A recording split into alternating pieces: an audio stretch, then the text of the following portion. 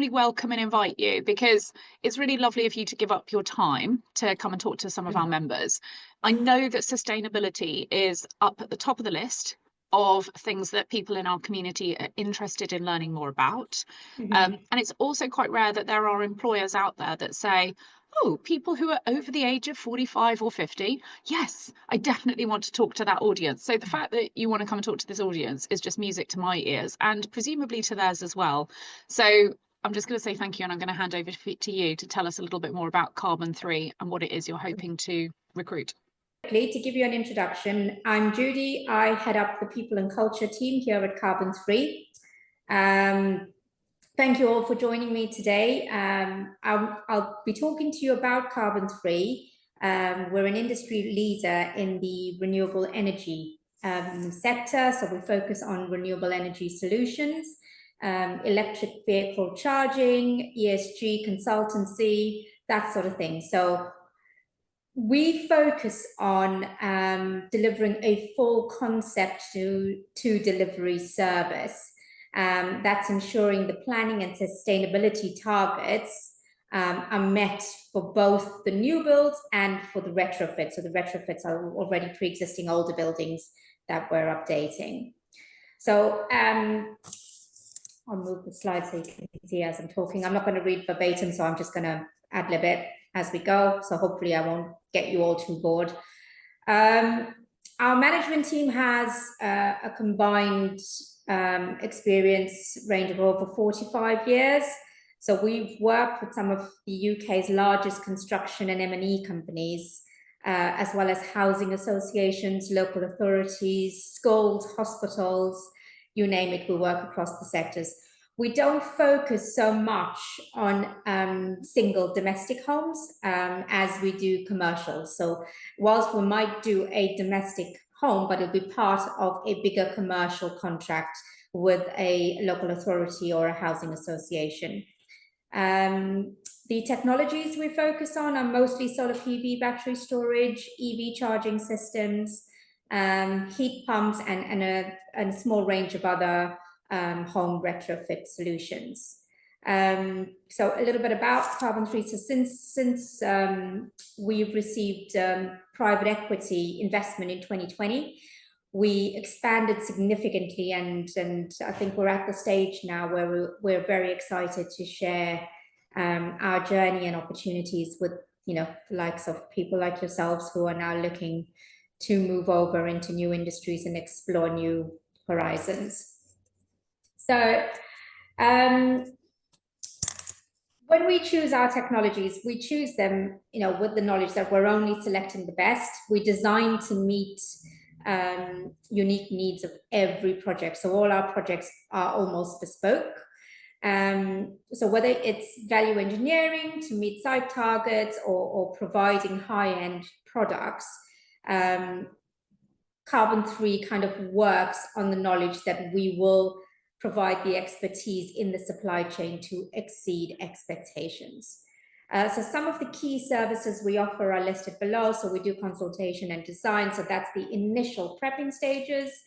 Then we do energy management and monitoring. So that's checking out how much of energy we're actually saving, how much money we're actually saving on, you know, ROI. Solar PV and battery storage. So that's the installation side, the heat pumps, air and ground source. We do solar thermal, not so much on the floor heat, but it's there.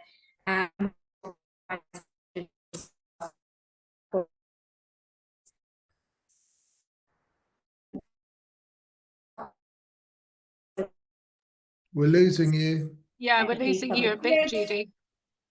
Sorry? You cut out a bit there, but actually you have come back now. All right, sorry. No, that's all right. right. You just have to let me know. Yeah, you have to let me know because our reception here is a little bit poor. I'm in the far end office, so I might cut out from Wi-Fi.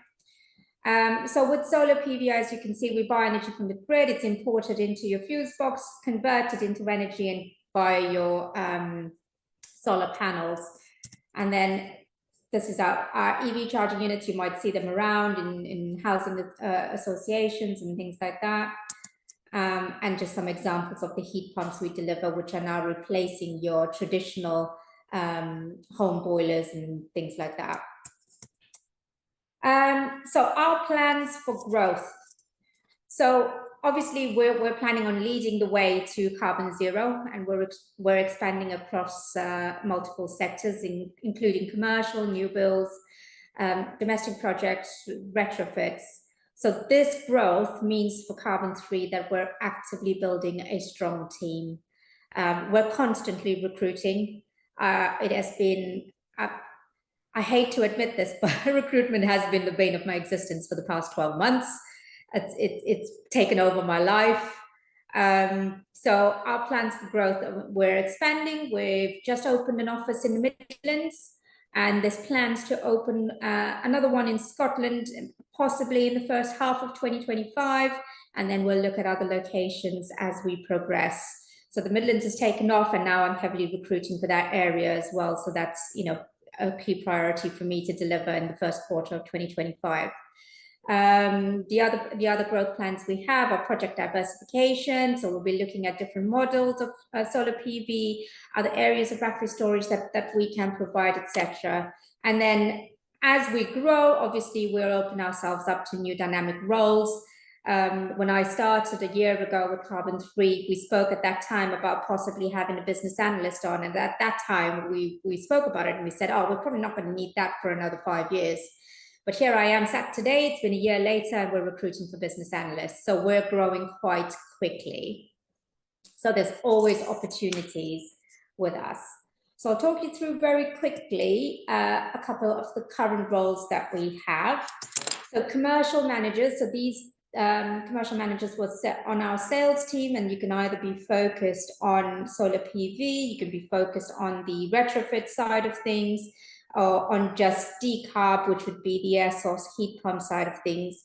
And how we work is our commercial managers have a set base, and then they work on a commission base as well. Again, commercial managers can work from the office or from home, it's either or, but we're always recruiting for that sort of role. Then we're looking for commercial researchers. So these types of candidates will be looking at our pipelines, they'll be doing research into housing authorities, local associations, and all of that, and kind of looking at what work they have coming up and how we can support. We've got one commercial researcher in place at the moment, but considering that our sales team is growing, we do need another person. They'll also be kind of doing the call around. So if we, do a bid or a tender and we don't hear back, they'll be chasing up with that sort of thing as well. So there'll be a little bit of cold calling and trying to get the right contacts and building the pipelines. The contracts manager in our ops team.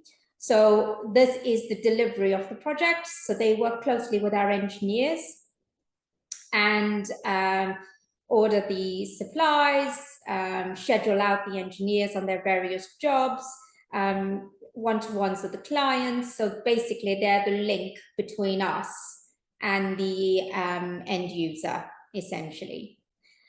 Senior contracts administrators are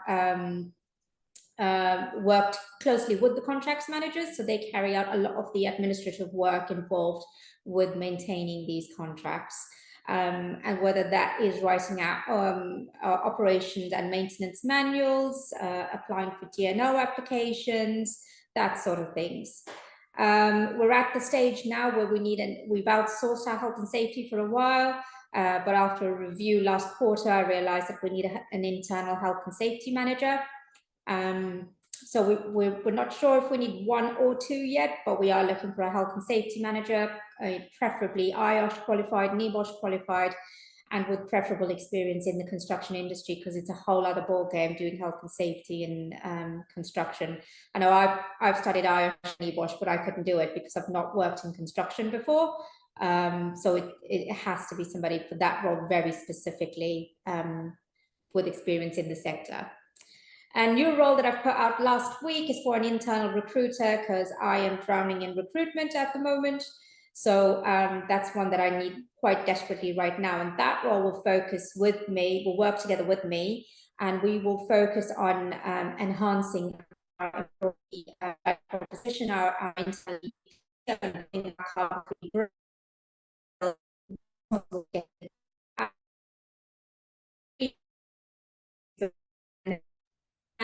We just need to get you back a bit, Judy. You've gone all Dalek mode again. But I hear you need an internal recruiter to work alongside you, because you've got that lovely problem of having too much growth and needing to recruit people. Exactly, that's it. Yeah, so the internal recruiter will be working, yeah, good. We'll be sitting on my team, working with me quite closely as we expand into the various areas and work on specifically on recruitment. There'll be sole focus on recruitment. Then the data analysts, because we're growing so quickly, we need to identify where our growth areas are and any obstacles we're facing. So we need an internal data analyst to work across all various departments within the business, because data is the main key for growth. And then upcoming roles we've got, so these are more specific roles that are more technical. So the engineers, electrical and mechanical, would definitely, we're open to people who've not got experience in solar PV, but if you're an electrical engineer and interested in that area, then we would pair you up with more experienced engineers to give you that exposure. I appreciate this may not be for the audience I'm talking to right now, but it's always an opportunity. If you decided you wanted to retrain as an engineer, then this is there as well. Then team leaders as well. So we're looking for electrical mechanical team leaders who go out and lead the teams and be responsible for the job they're working on. Project managers will be basically working hand in hand with the contract managers, managing the projects that we have to deliver. There'll be hybrid between site and office, doing the toolbox talks and making sure the guys are delivering as per the spec of what we've agreed with the clients. The apprentices is an interesting one. So we have a guaranteed delivery of employing 10 apprentices a year. In the last year, I think I employed 17, and we're still recruiting for more apprentices. I think I've got 3 more starting in January, and then more recruitment throughout the year. Now, the apprentices are not just for the engineering roles, so we take on apprentices in our admin roles, finance, HR, across the business, really. And then as we grow, we'll have more support roles in HR, finance, and operations as well. So those are just kind of a high-level view of the roles we're currently recruiting for. So what we're looking for. So our recruitment strategy is very, very simple. We are not just hiring for today. We are building a team that can drive our growth, right, and help change the future of sustainable energy. So the skills we seek are important to achieving our mission of decarbonizing industries and delivering innovative solutions. So we look for, in the technical expertise, so for the more technical roles, we look for engineering skills, so proficiencies in electrical and mechanical knowledge would be ideal. It is a strong desirable to have that sort of experience, but it isn't essential. So say somebody came to us and said, oh, I qualified years ago, then I ventured off and did something else, and I haven't really touched on it since then. I'd like to get back into it. What can I do? We'd then have a look at what their current skill sets are. We'll send them out with the team, see where they sit on a scale of 1 to 10. We'll get them on some refresher courses if need be, and then they can develop that skill set again. So if you haven't done it in 10, 15 years, that doesn't mean you're excluded. We're always open to kind of reinvigorating that skill set. So for the engineering side, the technical expertise is quite important. Project management, what we look for is kind of strong organizational skills. So a lot of you might have that already, and that's transferable. A lot of you may have done project management before. It's just about kind of transferring that skill set into what we're doing here. So it's being open to kind of learning how we deliver our projects, and then that transferable skill set would automatically support you. So we handle quite complex multi-site and retrofit schemes. So I would imagine that some of you sitting here today have worked at quite senior levels, so your expertise would be actually quite beneficial to us in terms of organization, in terms of leading, in terms of managing people, that sort of thing. Soft skills, always important to us. So we look at, the ability to convey clear, concise communication.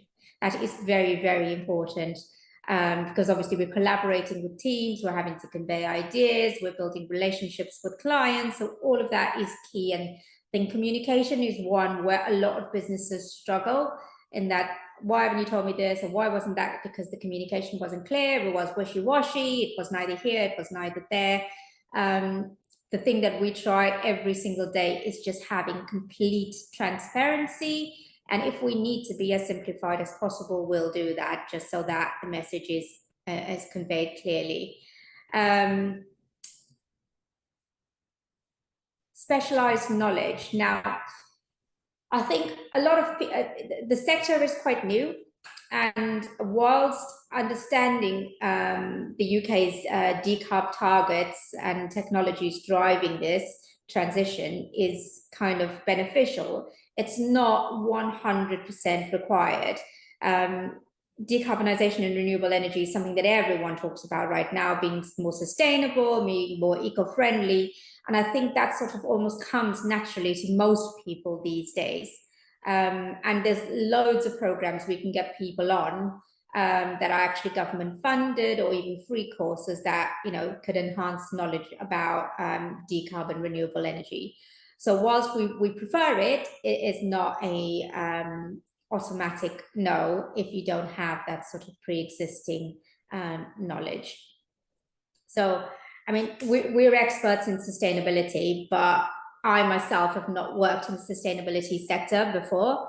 So as a company, I've learned a great deal in this 1 year. So this is why I can safely stand here and say, if you don't have that knowledge or expertise, it's not going to be difficult. And believe me, I was stressed about it when I joined, thinking, how am I ever going to learn this? It didn't take me long. Most of it is very, very simple common sense. If you want something that's better for the economy and for the world as a whole, it's very, very simple. The other thing we look for when we're recruiting people is the cultural fit. So whilst we are, we have a strong focus on skill sets, I would like to think the cultural fit is even more important to us. We're a young company in that we're only 5 years old. And when I say young, I don't mean the age range of people we're employing, but the age of the company. We're only 5 years old. So we are on a journey together. We're learning together. We're failing together, and we're learning together.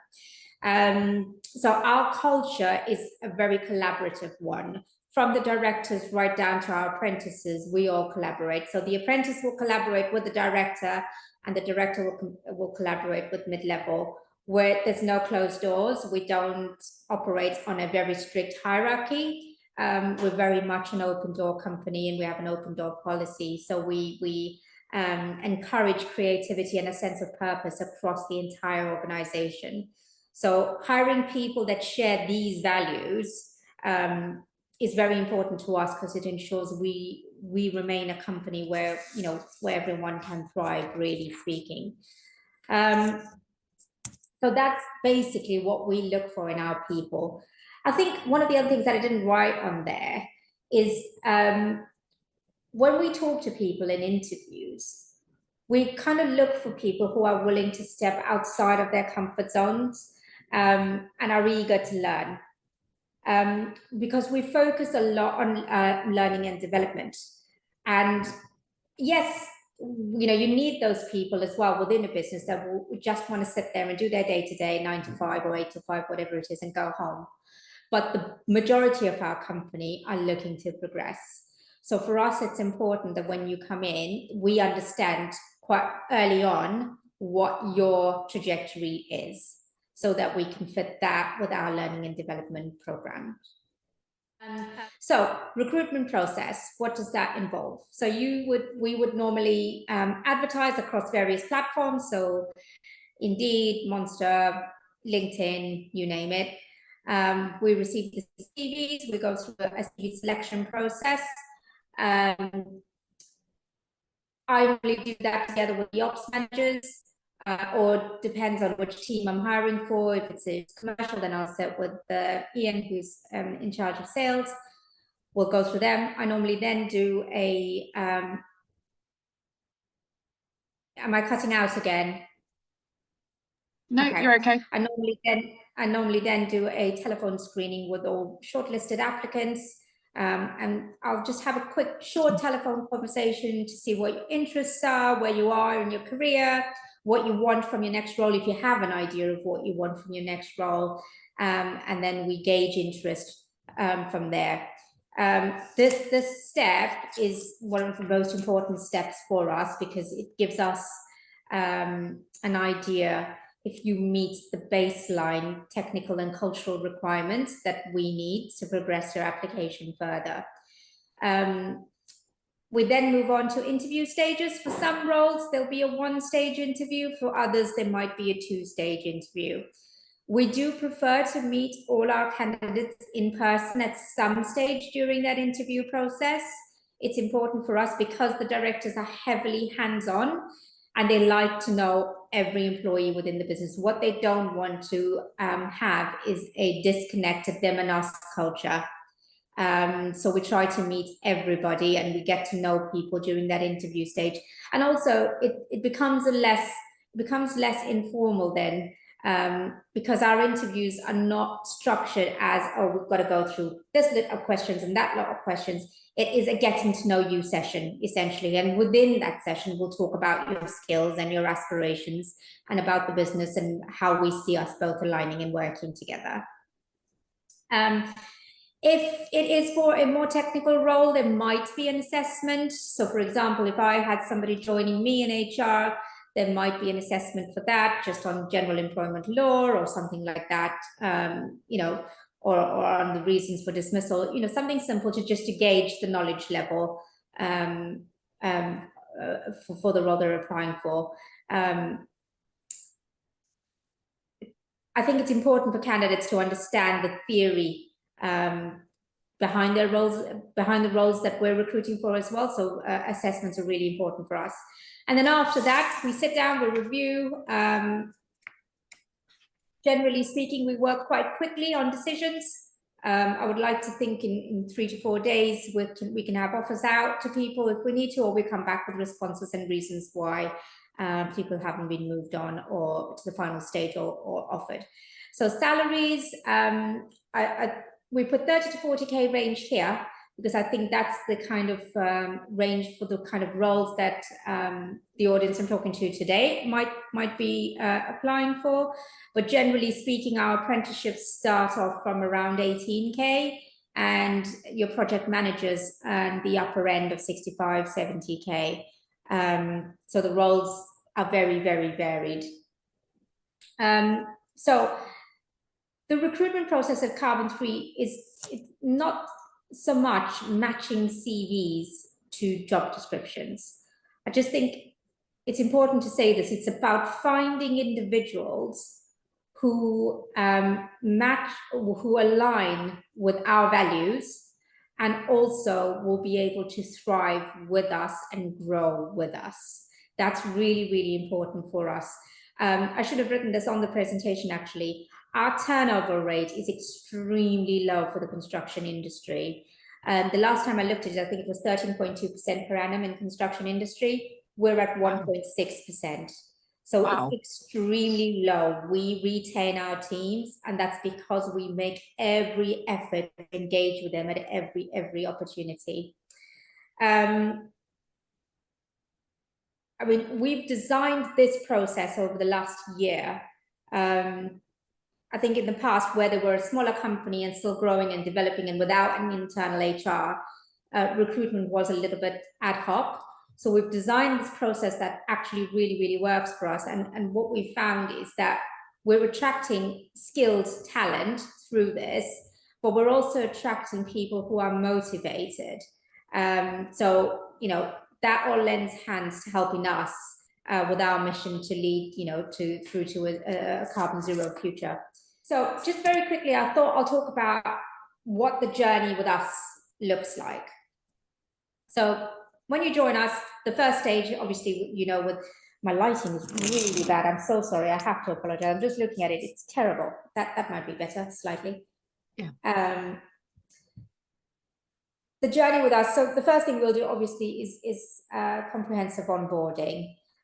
So we will do an introduction to our culture, our values, and our operations, and you'll meet the various departments and all the heads of all the various departments and get to know the teams you're going to be working with. As I said earlier, we don't have a strict hierarchy. We're starting to develop that now as we grow, because we realize that, we need that middle level of management at this stage, because we're at 65 employees now and we were missing that middle level of management. So a hierarchy is starting to form, but we're not a corporate body. We're not structured like a corporate body. We don't run like a corporate. We are very much informal in our approach internally, but formal in our approach externally.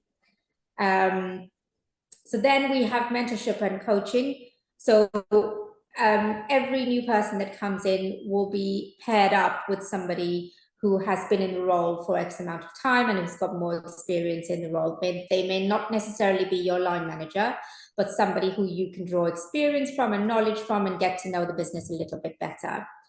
And then we have training and development. We have access to training and development workshops. We have in-house training that we've created bespoke for ourselves on solar PV and air source heat pumps and other courses. We also have external training, which we make sure we get our guys on regularly.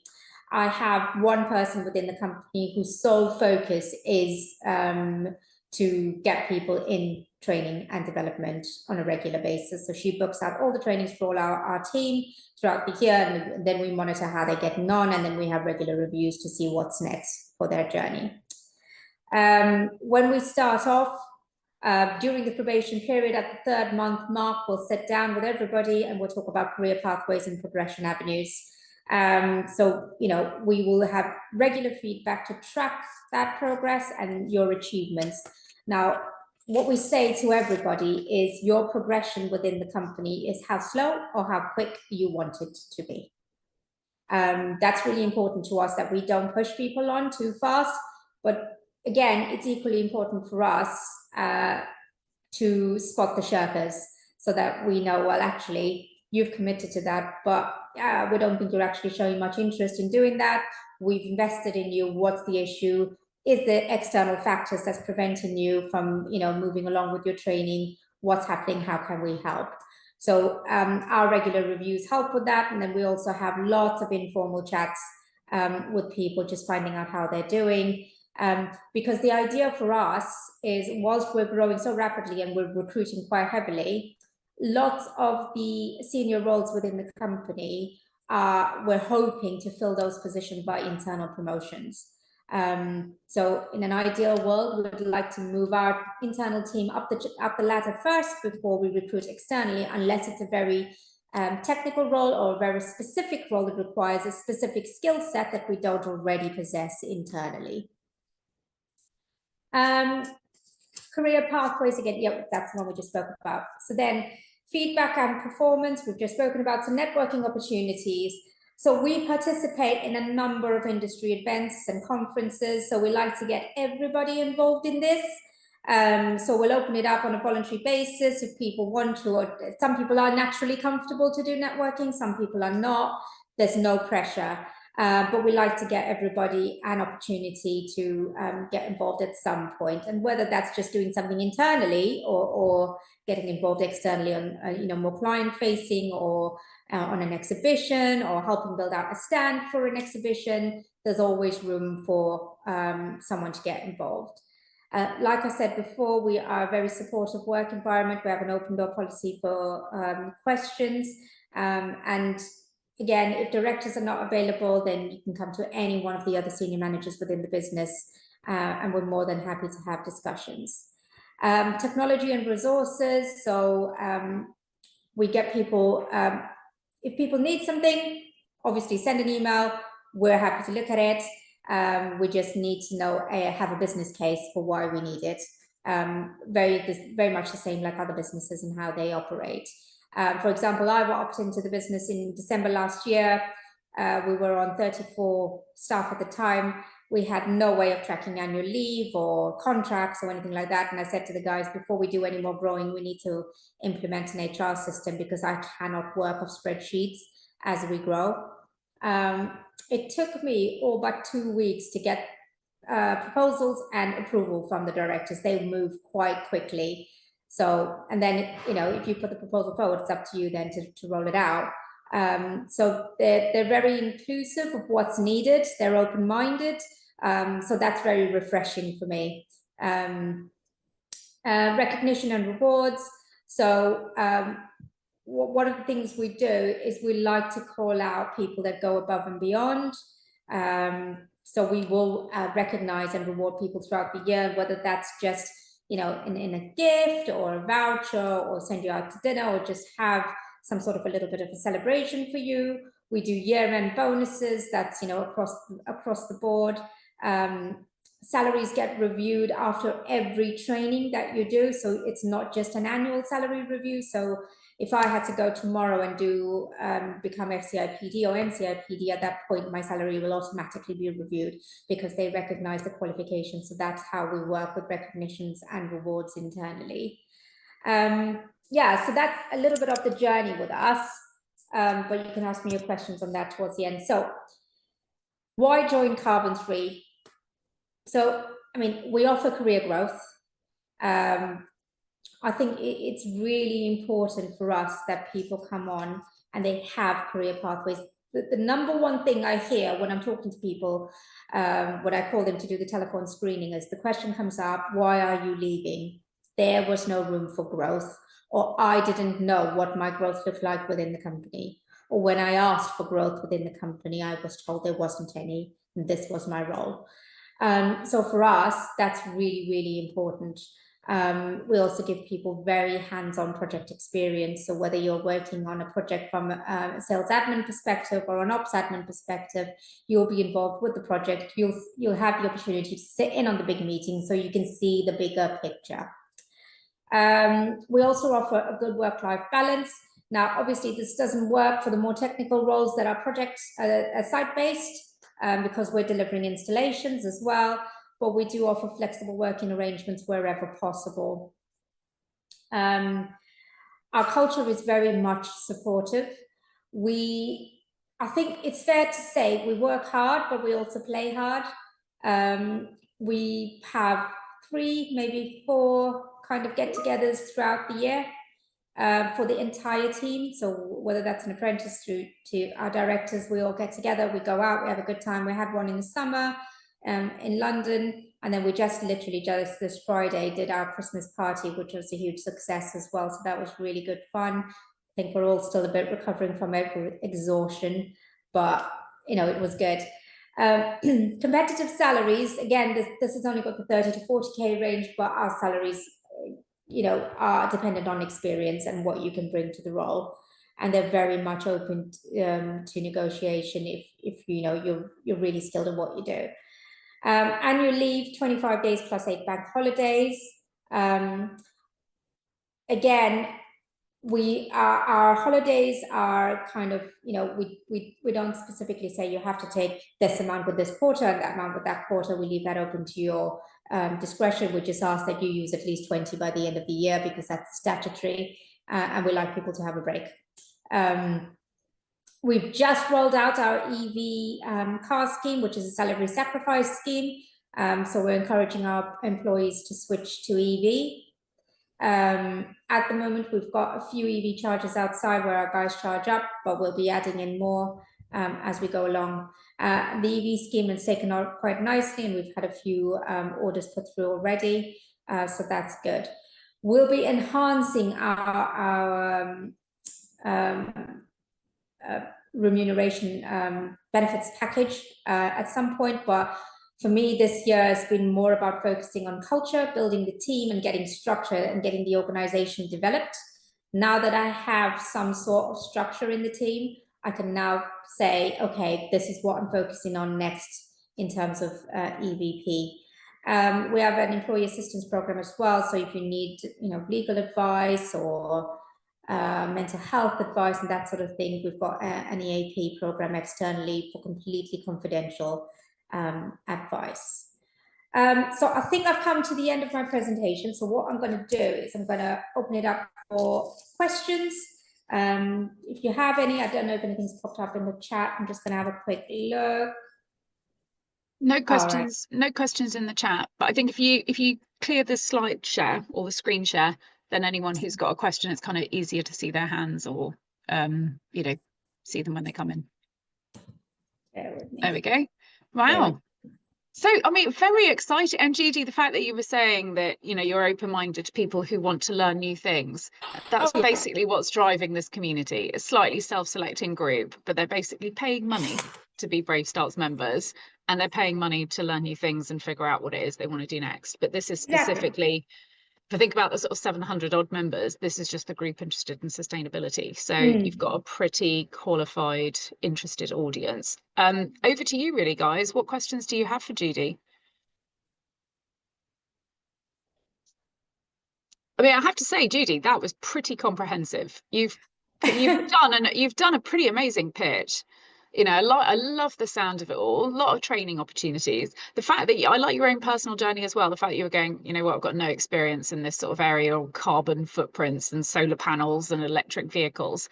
But the fact that you can pick it up, and this is what I wish so many other companies would do, is they go, right. It's incredibly transferable. It's a no-brainer. I mean, we're all recycling in our homes already. Most of us are anyway. Yeah, most of us have homes, or we've probably replaced a boiler, or we're looking at heat pumps, or we've put solar PV. I mean, everyone's talking about it. It's not. I mean, it's not something that's difficult to learn. I mean, understanding the concept of how things fit together, maybe the engineering side of things, yes, slightly more complex, and I won't dabble in that because I'm not equipped to. But the basic concept of it is easy. Yeah. And I mean, just a point for clarification from my perspective, are any of these roles that you're looking for? So I hear what you're saying, you're constantly recruiting. So I think the message to all of our audience is you are going to be bringing skills to the table. How is what you've done relevant to this, on the basis that you probably have never worked in installing solar panels in the past, but you're probably all very comfortable picking up phones, you're probably all very comfortable developing relationships, you're probably all quite comfortable joining dots, you're probably quite good at building a business case. There's all sorts of things that I'm pretty sure you'd be awesome at doing here. But yeah, anyway, I will stop talking. This is your space. Can I ask a question? Judy, you mentioned that you'd opened an office in the Midlands. Whereabouts in the Midlands? It's in Tamworth. So oh wow, that's 11 miles from me. Is that it? Okay. And I'm ex-National Grid innovation projects. All right. So we are recruiting for a number of these roles in Tamworth as well. So we're open to having these roles either here or in Tamworth. So if anything interests you or piques your fancy, do reach out. Amazing. Are they going to be on your? Are they on your website at all, Judy? Some of the roles are on our website. I'm still writing out job specs for some of them. So we'll get them up on the website as soon as possible. The one thing I didn't mention in that is that I am hosting my first recruitment webinar this Thursday. And it is Ask Us Anything about careers at Carbon Free, absolutely anything. So if any of you are interested in joining that, we'll be talking about all the various roles I've gone over today in a little bit more detail, and you can ask as many questions as you want about it. And it's essentially a load of candidates that have applied but are uncertain whether they want to make the jump or not. These are people some of them are from the same sector, some of them are from different sectors. So I decided, well, what I'm going to do is I'm going to do a webinar, and I'm going to do one either every month or every 2 months. I haven't decided completely yet. That's really going to give candidates an opportunity to ask questions ahead of them putting their application forward. So I think that's really important for people as well, because sometimes it's, taking a stab in the dark, isn't it? And it's really all that uncertainty. It's very nerve-wracking. So if people can ask all the questions beforehand, I think it would be quite useful for them. So we're hosting our first one this Thursday from 6 p.m. to 7 p.m. If anyone's interested, I can send the link on later, and then you can share that with your group. Absolutely. Yeah. The other thing I liked hearing was you want to promote internally, because quite often what we're saying to our audience is, you're still a risk, right? Nobody knows you. You haven't proven yourself in a completely different sector or industry yet. Go in at a level that's financially not intimidating, or where you're going to be too scared or your expectations on yourself are too high. But actually, once you're in the door, I've got every faith that our members will do a pretty amazing job actually kind of progressing up. So I think it basically is the point I'm always saying to people: just because you're starting there, that's a starting point, it's not an end point. And if you genuinely have got transferable skills, go and put your money where your mouth is. Go in at that 30 grand salary and work your way up, because if you can genuinely add value, then that will be seen. Yeah, I find if you're changing sectors, the way to do it is always to take a step back to move forward. That's the way to do it. That's, I think, the only way to do it, really speaking, because no one's going to trust that you can deliver unless you go in and prove you can, right? So I always say to people, be prepared to take a step back. It might seem like a big step back, but you know your capabilities and you know how to move forward. So again, with companies like Carbon 3, we're not strict in our probation period. So for example, we have a 6-month probation period, but if someone's shown their work within that 6 months and proved their capabilities, we're more than open to completing that probation at the end of that 3 months and saying, okay, you come in as a senior contracts administrator, but actually you're working at a contracts manager level, we'll move you up. And that's what we do. We're constantly reviewing people. I've actually just done a list this morning of everybody I need to review in January when I come back. And I know from that list, at least 40% are moving up to the next level. And some of them have only been here a few months. So we do move quite quickly. And because we're growing at that pace as well, it's a good position to be in. It's a good position to come in at that lower level, knowing there is room for that growth later on. Oh, it's so much more exciting. I mean, if you think about some of the people and the reasons why they join us, it's because they can actually see the writing on the wall for their own sector, and they know that this is an industry that's shrinking. Therefore, to move into something that's growing and got real long-term future sustainability, it's really good to kind of think. I mean, I just look at it as thinking, you're not having to pay money, right? If you were going to go off and retrain, you might pay 30 grand for a degree. Exactly. Yeah. So just taking a salary cut but not having to spend money, like that's pretty cool. And it's also, one other thing is that the renewables industry has a severe shortage of people at the moment. It needs around, this is just engineers, 27,000 engineers to deliver on the government's plan for net zero, 27,000 more. That's just the engineers. Forget about the back office and all the additional support stuff that's required. So if you think about that, you'd have to double that. So we're about 54,000 people short in the renewable sector to deliver the government's plan. So it is an industry that really requires people. So if you're gonna change from one sector to the other, it's worth the consideration. Yeah, amazing. Yeah, Dan. Yeah, thank you. It's been really revealing. I haven't considered this sort of thing before. So I've got a reasonable level of theoretical knowledge about sustainability, thought, and that sort of thing. But what I'm not is an engineer. What I am is good with people and that sort of thing, and collaborative working, that sort of thing. So for someone like me coming in with no, if you like, hands-on practical experience within the sustainability industry, it's very difficult for me to really see or conceptualize where I would fit in to start with. So I'm just wondering, for someone who's not engineering background at all, because what we've been talking about, it seems, yes, I understand there's all the back office stuff and so on, but the thrust has been more to do with installation and that sort of thing, I feel. Where would I begin with a company like Carbon 3? So, so you've got a good idea of renewables, is what you're saying. He's done I think you said he'd done the Cambridge sustainability course, haven't you? Yeah, as well, Yeah. So from previous roles, give me an example of a couple of titles that you filled. Okay, well, a lot of it's been teaching.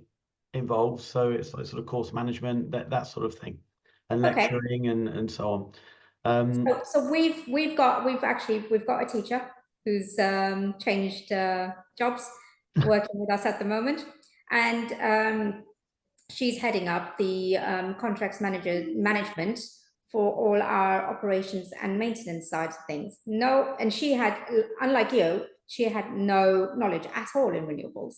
She's just got a very organized and methodical way of working. She's structured. She can prioritize her day well. So she fitted quite neatly into that role and then learned about renewables as she's gone along. So someone like you would probably be more suited for a senior contracts administrator, work with a view to developing yourself into a contracts manager. You could fit in our compliance side of things, working on compliances, so ISOs, accreditations, on the training side of training aspects, so working with me in my team. You could also fit into commercial research. So there's a number of areas, because you know renewables, you know what you're looking for when you're doing research. So there's a number of areas you could actually slot into. And I find teachers are very organized. So you'll be, and also you're very customer friendly. So because you've had to deal with all the difficulties of teenagers, and you can almost talk to almost anybody, can't you?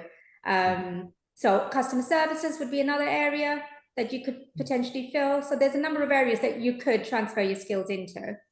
Just think, Dan, of all the schools you can call up and go, look, you guys all need solar panels, and let's all sort out your heat pumps. I mean, there's a lot of dots to be joined up here. And by the way, I'm sure your parents in your school, maybe they want to hear from Carbon 3. Come in and we'll talk to all the students about all the jobs and sustainability, build the brand. Yeah. So another thing we do, Dan, is we go out and we talk to schools about apprenticeship programs. That takes up a huge portion of my time, and eventually I'm going to recruit for that role. And that is a good role for someone with your skill set. So coming from a teaching background, to be able to go out and deliver very similar to what I'm doing right now, is talking about Carbon 3, the benefits of apprenticeships, and you know how it can develop your career long term. You know, why, if people don't want to go to university, what are their options? So those are the things I go out and do as well. So that's another role that you could always get involved in. Okay, so thank you, really great. My one question flowing from that is, okay, so what you've talked about. Hang on, Dan. That's fine. But I just want to see if there's anyone else who's got a question as well. Anyone else? We'll come back to you in a minute, Dan.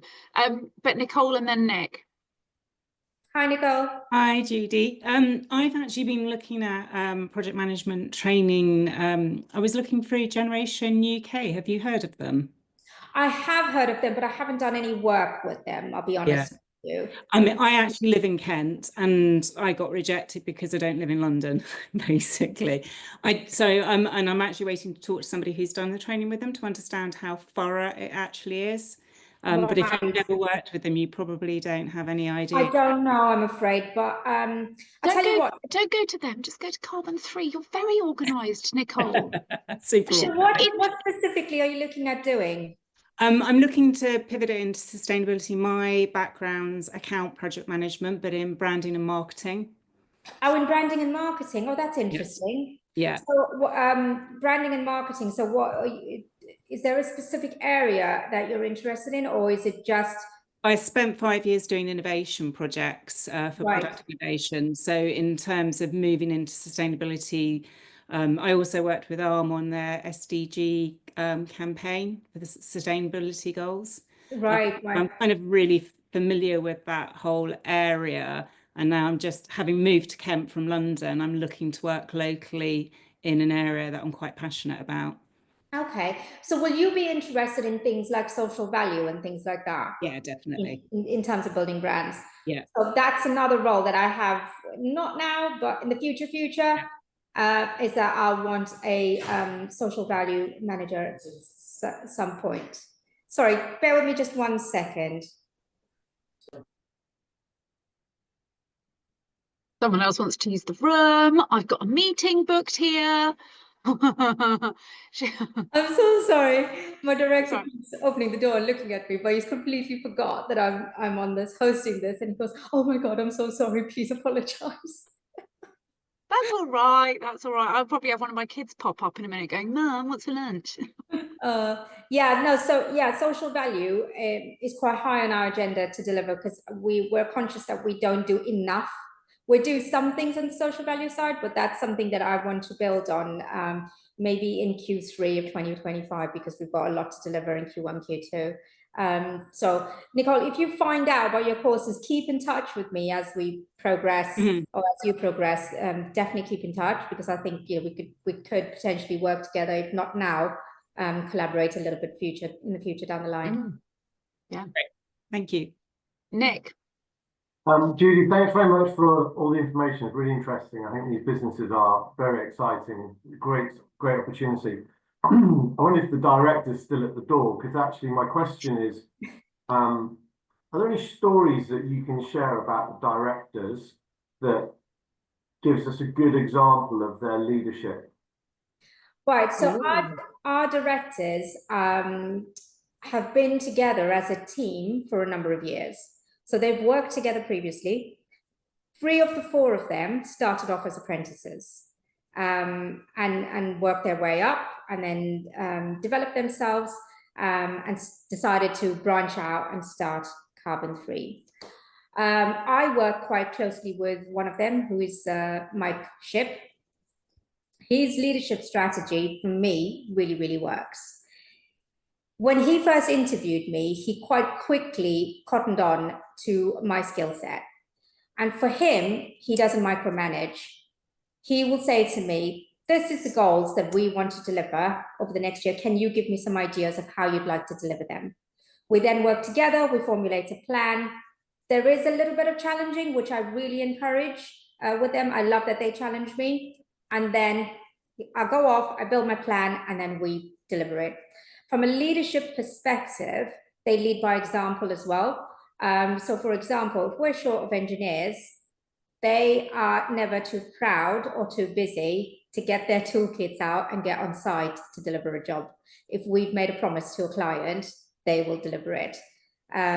So they lead by example. That's, I think, in the simplest form, that's the easiest thing to say about them. They sit in the office with us. They don't exclude themselves to sit in a separate office. We're all part of one team. We lunch together. We go out for drinks together on a Friday. We unwind together. If we're stressed, we're all stressed together. So we know basically it's an open book here. So I think from a leadership perspective, I don't think they're your average directors. They're not sitting behind closed doors formulating plans. They are very open about the next stages in progression. They're very open about the plans for the business, and they're very inviting to suggestions for growth. So if somebody comes up with an idea that's better than theirs, they're never too proud to take a step back and say, "Actually, your idea works. Let's run with that." Whereas I know I've worked in businesses before where people just shut your ideas down because, you know, you're low level and no one's going to listen to you. That's not how we operate. So it is really, really refreshing working with them. I think I said this a while ago. They're not the type of leaders to say, "I will do something," and not do it. They have pushed me so far. Like, I come into work on a day-to-day basis, and there was a time where I had proper, what do you call it?